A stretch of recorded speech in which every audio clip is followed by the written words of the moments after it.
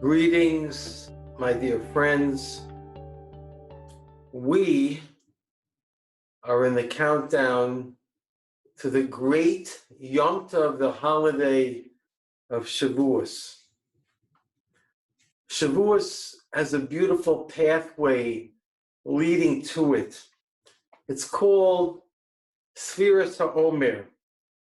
This is like a garden path lined with flowers leading to Har Sinai, Mount Sinai. You're going to see a picture on the screen. It doesn't show Har Sinai, it shows a mountain on the northern border of Israel, Har Hermon, the highest point in Israel. It's a painting, a beautiful painting, looking northward from the Galil toward Har Hermon with a beautiful landscape in the foreground.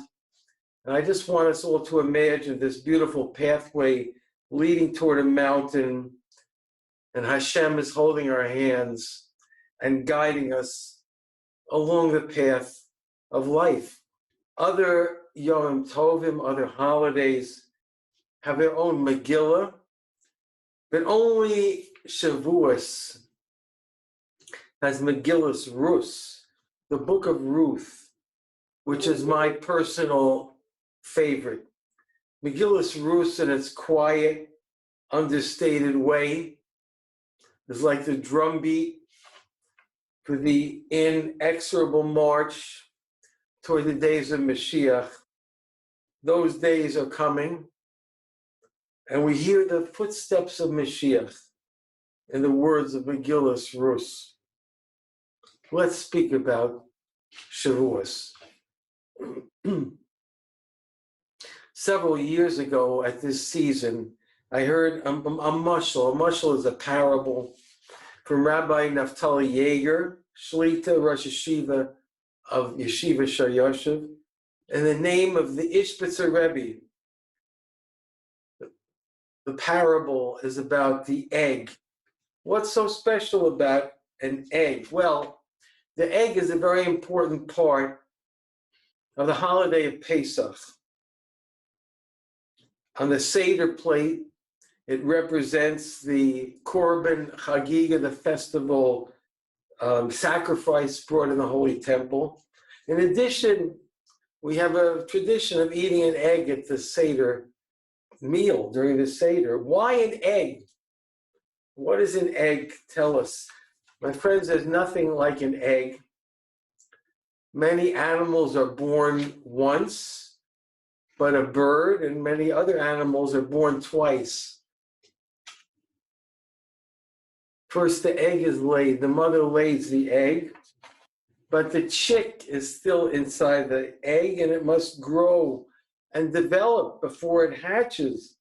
And then it has to peck its way out, which is intense labor. There's some species of birds that actually develop what's called a egg tooth, an egg tooth.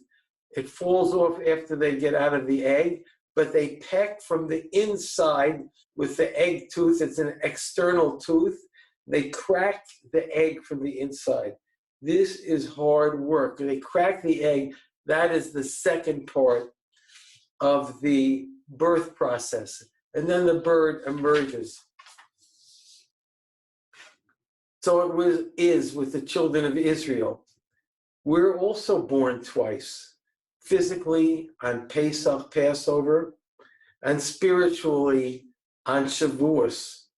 In Egypt, we were born physically. When we left Egypt, we were still at the level of Mem Tesharei Tumah, the 49th level of impurity, carrying a slave mentality, unprepared to receive the Torah. We then marched 49 days toward Har Sinai, Mount Sinai, under the leadership of Moshe Rabbeinu. By the time we arrived, we had shed enough impurity to allow us to receive the Torah. Cracked the shell of our enslavement to the culture of Egypt. On Shavuos, we broke out. This is the second part of the birth process. By the way, what happens after Shavuos? Is that the end of the egg story? No, not at all. Our spiritual growth will then enter a new and crucial phase. The little bird has emerged from the egg. Its stubby wings are still incapable of flying. It might fall out of the nest. It has to learn to fly. The mother teaches it to trust its wings. Finally, it's ready to take off. Off it goes. Tentatively at first, then stronger, and soon it's soaring upward on the wind. Seemingly, it can reach the heavens. On Shavuos, we emerge from our shell. We have wings of Torah, but we don't know how to use them. As we grow spiritually, we find we can soar above the world. If we are going to live as Hashem intended, then we're going to have to use those wings to soar upward toward the heavens, above the traps and troubles which beset those who cannot fly above the world. King David says in Psalm 107, children of man who sit in darkness and the shadow of death, shackled in affliction and iron.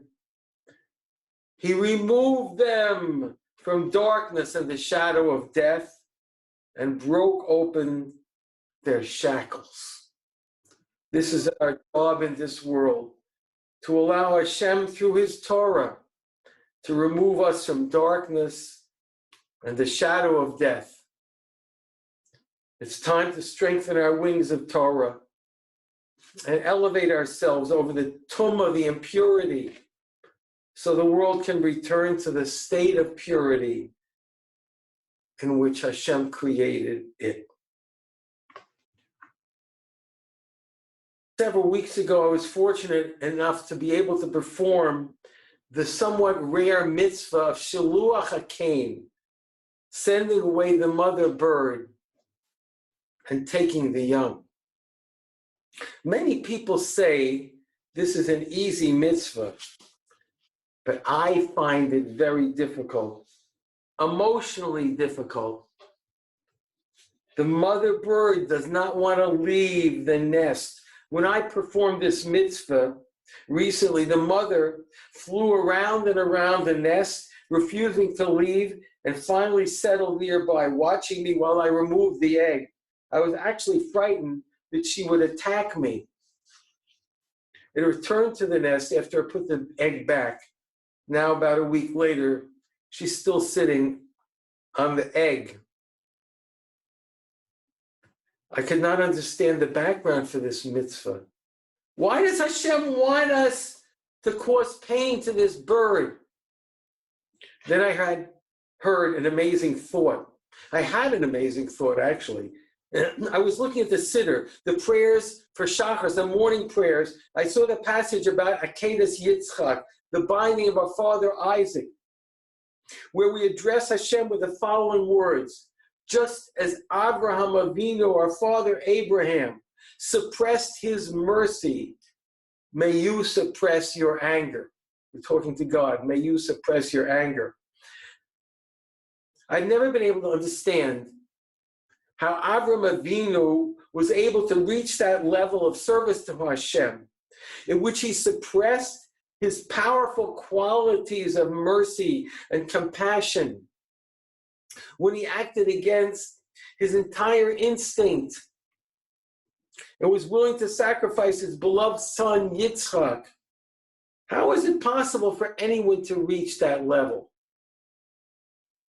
And then I suddenly realized that perhaps this mitzvah of Shaluach HaKain, sending away the mother bird, is to train us to be like our father Abraham.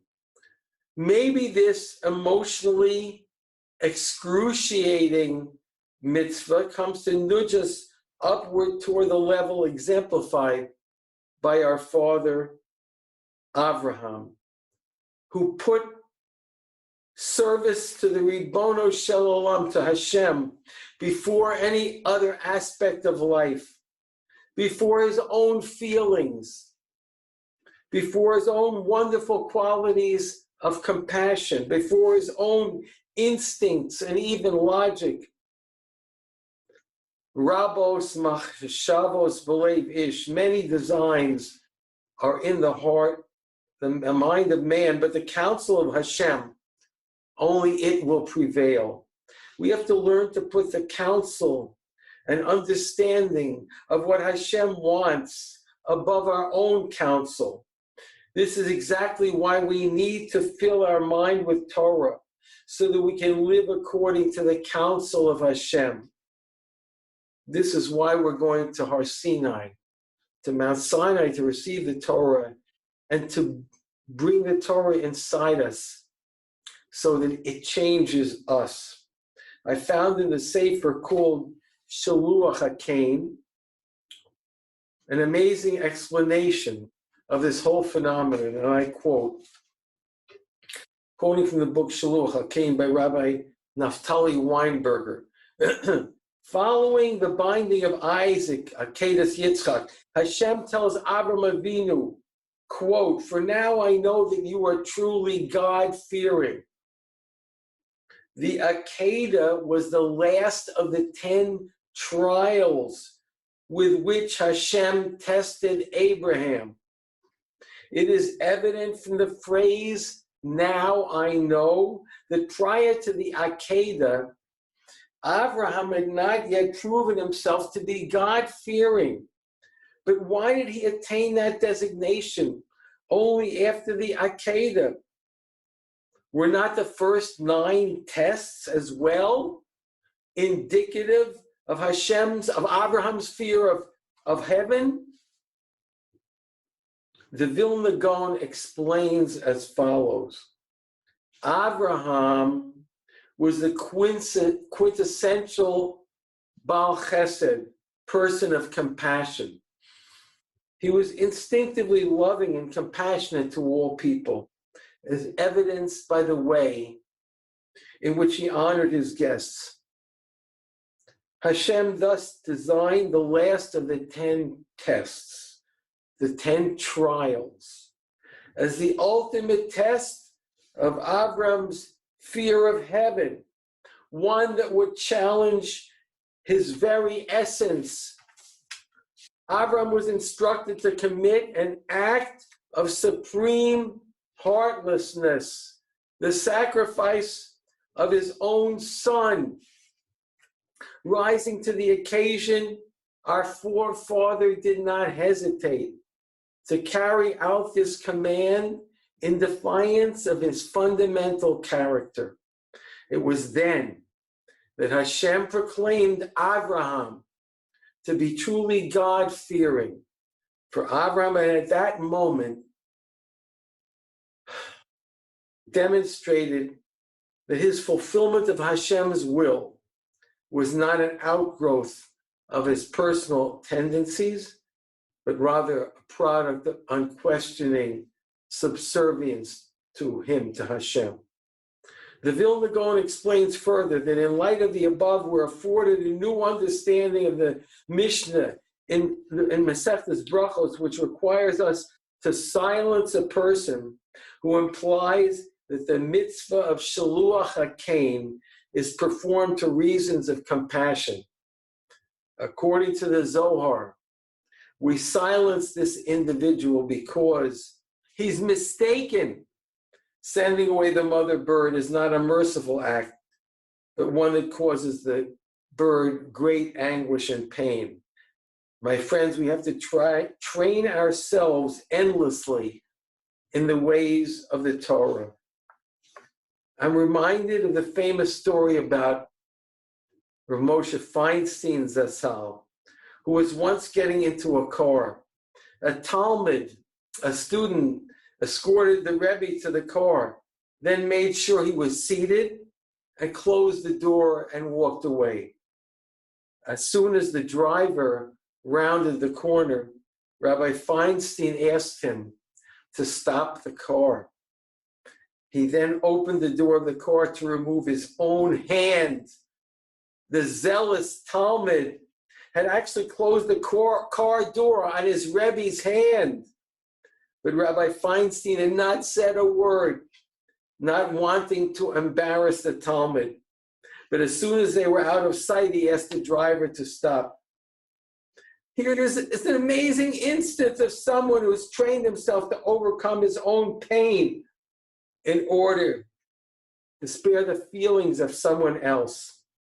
Here's another similar story about Rav Moshe Feinstein. I was struck when reading his biography by this exchange. A Talmud once asked him, I wish I had your Rebbe's personality. Rebbe's always so calm, so pleasant, so unflustered by whatever happens in life.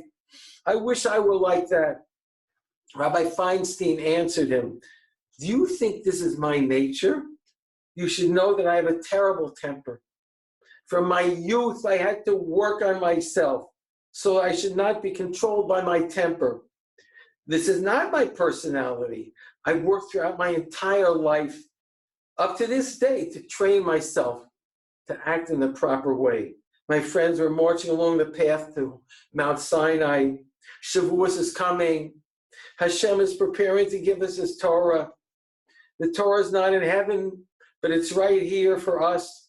It's a Torah to bring inside ourselves, not a Torah will, God forbid, transform to fit us, but it's a Torah of life through which we mold ourselves, just the way Avram Avinu molded himself, just the way Rav Moshe Feinstein molded himself, and through which we can become the holy people we're created to be. This is the way we'll succeed in life and give nachas to our Creator. This is the way we can transform the world and bring the final redemption with the coming of Mashiach ben David and the rebuilding of the temple in the holy city of Yerushalayim. Good Yom Tov, good Yom Tov, good Yom Tov Shavuos to Klal Yisroel.